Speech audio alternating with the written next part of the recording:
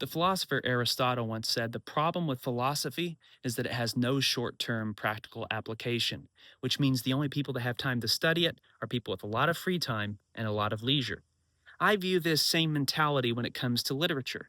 The types of people that read it are the types of people that have time on their hands. But that doesn't mean it's not important. It just means that you have to be in a certain stage in life to be able to appreciate it.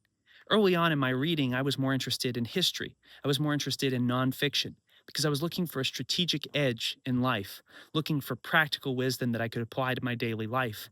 But here's the deal, there's a lot of that to be found in great works of literature as well. The great thing about literature is that literature is, in essence, a great work of philosophy. Because in order to be great literature or write great literature, you have to be able to impart some kind of wisdom or mental framework that applies to the real world.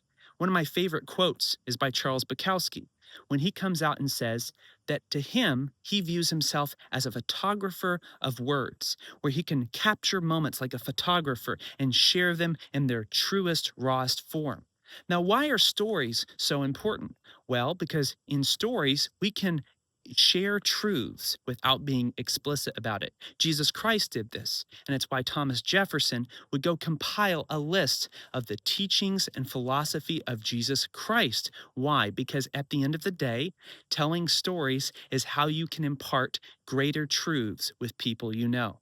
So that's why I read great literature. It's why I read fiction. But it's not out of this under not caring about fiction, not caring about stories. I care. It's just if I'm looking for something with the biggest bang for my buck, I'm usually reading nonfiction. Now, you can agree with me or disagree with me. This is my pitch and I'm sticking to it. I'm Seth Connell. This is my YouTube channel. If you want to hear about more projects I'm working on, subscribe and we'll talk soon.